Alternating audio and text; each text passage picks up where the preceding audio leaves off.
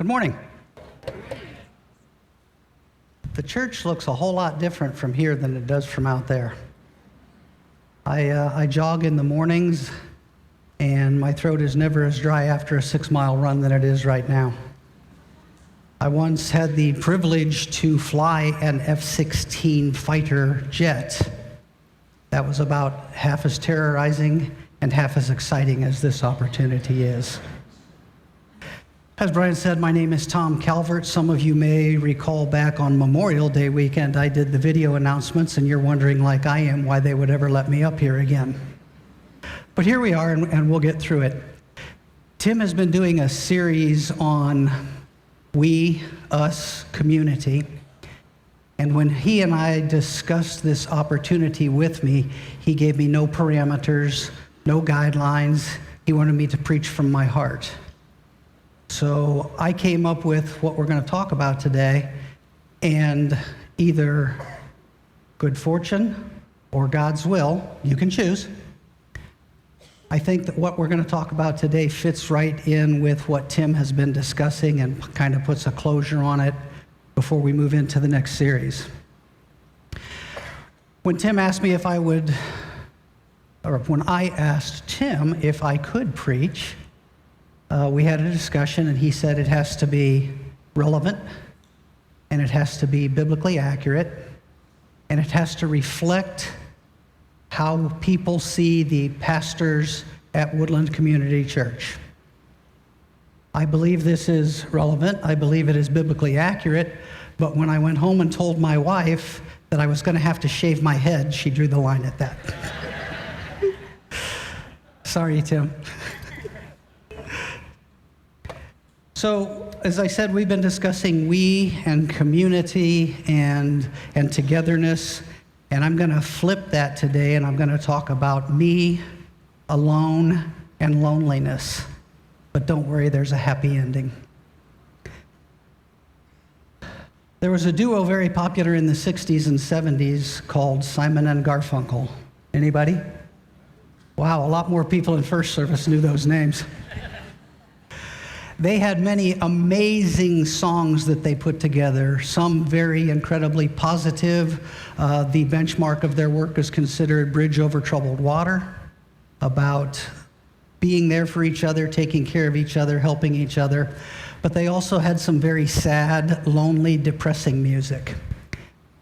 One of their songs was called I Am a Rock. It is about being totally alone, and I'm going to give you part of the lyrics from it. A winter's day, a deep, dark December. I am alone. I am a rock.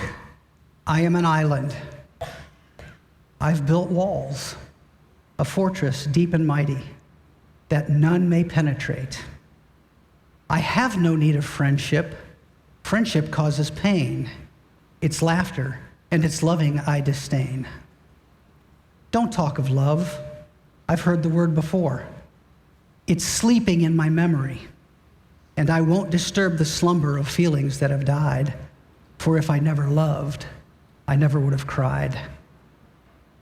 I have my books and my poetry to protect me. I am shielded in my armor, hiding in my room, safe within my womb. I touch no one, and no one touches me. I am a rock, I am an island.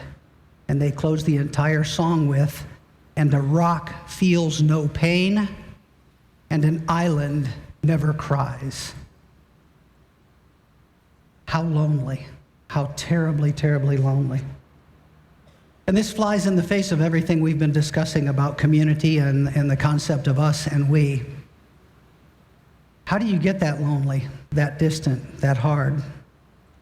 I submit to you that almost all of us has been in that place at one time or another in our lives, only for a moment or maybe a whole lifetime.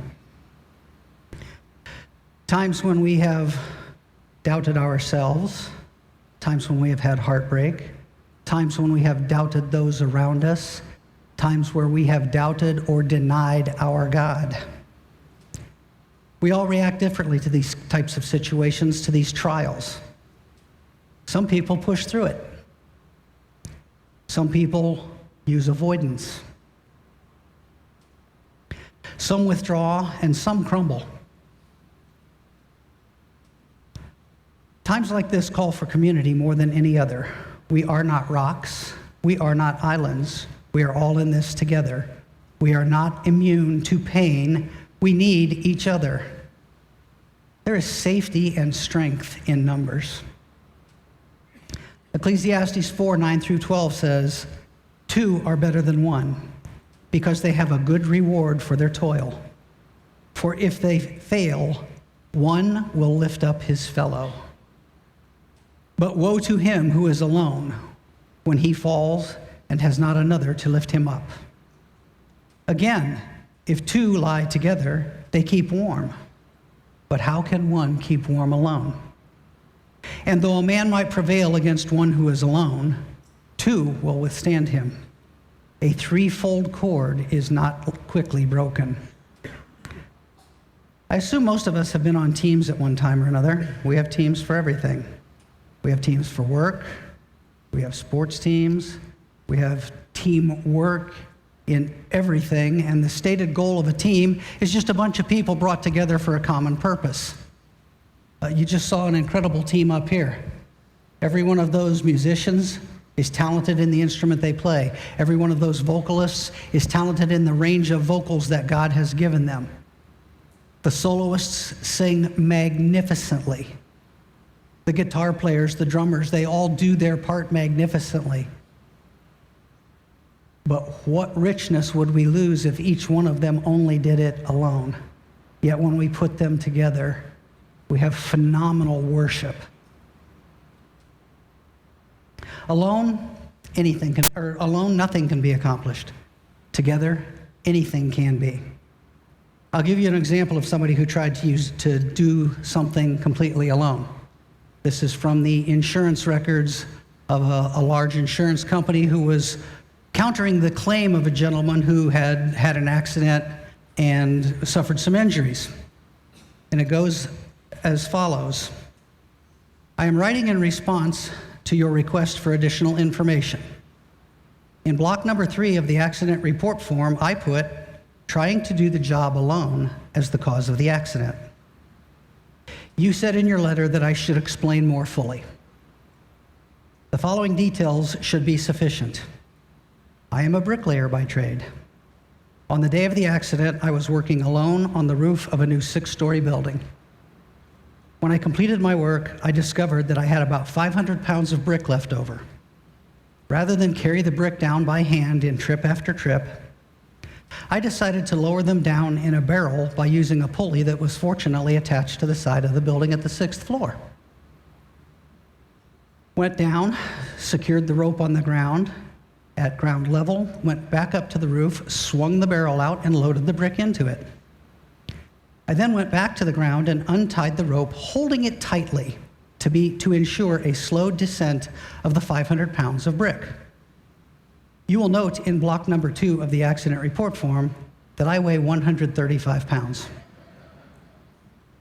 Due to my surprise at being jerked off the ground so quickly, I lost my presence of mind and forgot to let go of the rope. Needless to say, I proceeded up at a rapid rate to the side of the building. In the vicinity of the 3rd floor, I met the barrel coming down.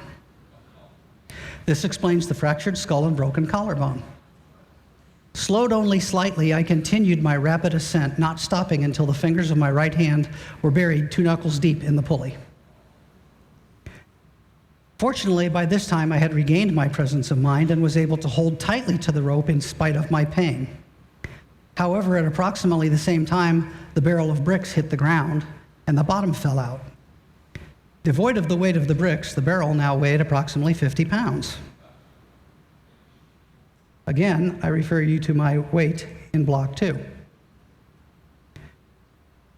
As you might guess, I began a rapid ascent, and in the vicinity of the 3rd floor, I again met the barrel. Coming up, this accounts for my 2 fractured ankles and the lacerations on my legs and lower body. The encounter with the barrel slowed me enough to lessen my injuries when I fell on the pile of brick. Fortunately, only 3 vertebrae were cracked. I I am sorry to report, however, that as I lay there on the bricks, in pain, unable to stand and watching the empty barrel 6 stories ahead of me, I again lost my presence of mind. I let go of the rope. That is a bad day at work. And he said, it was because I was trying to do the job alone. We are so fortunate that we don't have to do it alone. Jesus knew the peril of trying to do things alone. Matthew 10:1 tells us, after this, the Lord appointed 72 others and sent them on ahead of him, 2 by 2, into every town and place where he was about to go. In those times, much like today, there were areas of town, areas of the country where you did not want to be alone. It was unsafe. In addition to that, I believe Jesus understood that the taunting and the probing of Satan is much easier accomplished when one person is alone. As I said earlier, when one falls, the other is there to pick them up.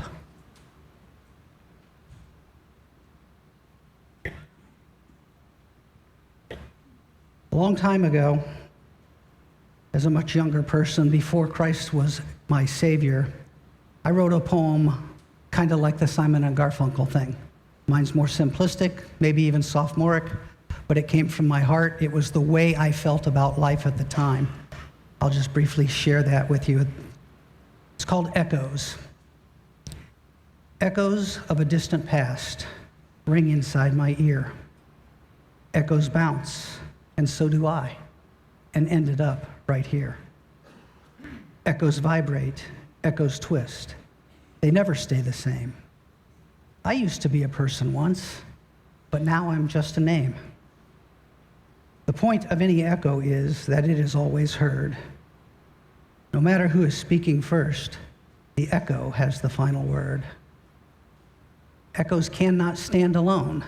They don't know where they're bound. They suck the life from all they can. They need the noise of life around. The way to kill an echo is with silence, deep and still. The same works on the human mind, to bend it to another's will.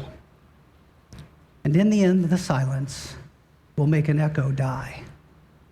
And in the end, the silence will make a person cry. I'm happy to report that the last time I ever felt that lonely in that way was before I accepted Christ into my life. And while we all have trials and tribulations, I've never been there since then. I understand now that I don't have to do it alone, that I don't have to take life on by myself, that I don't have to take everything on my shoulders and push on blindly. I don't have to stand against, quite literally, the entire world.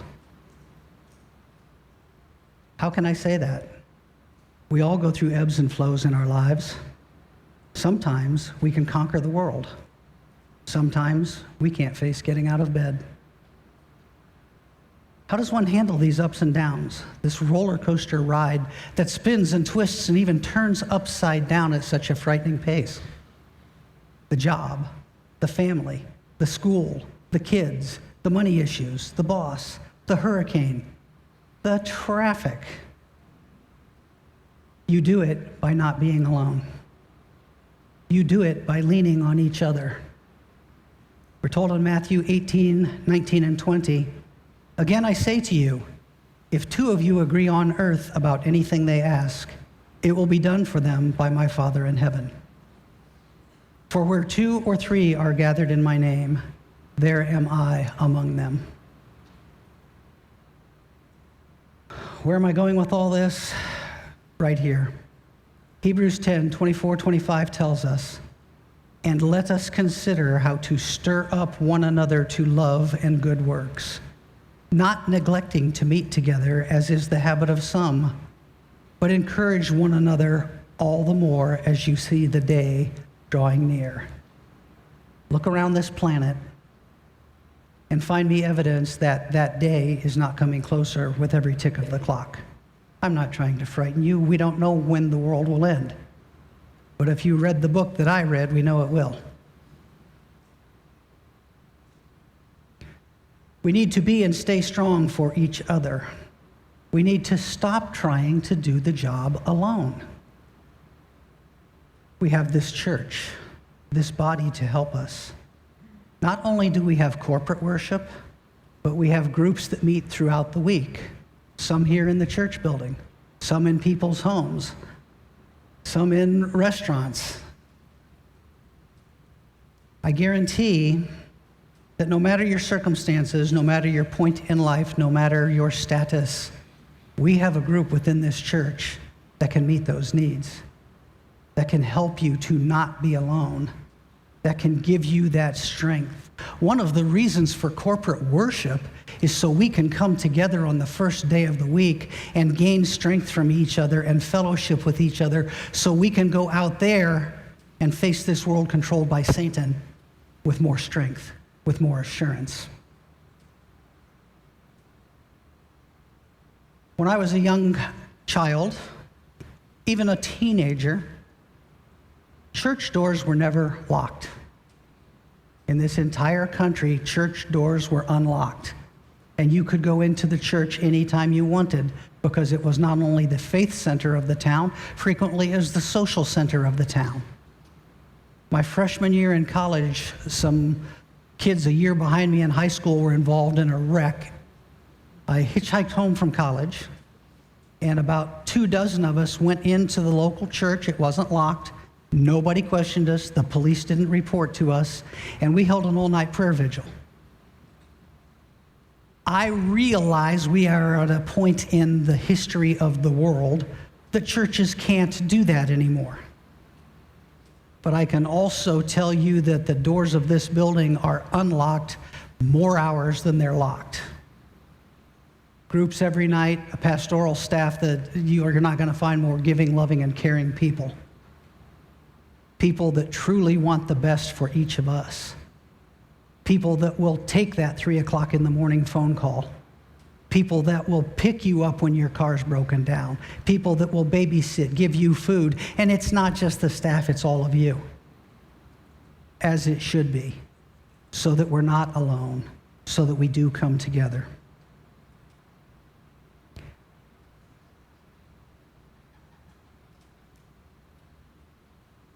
If you're a believer,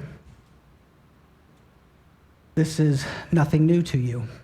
If you're not quite sure out there, ask Brian or any of the pastoral staff to help you understand. They're much better at it than I am. Now, do not look shocked when I say this. First service, it scared them to death. I'm almost done. The beauty of this is you'll be able to get to Bob Evans before the other churches.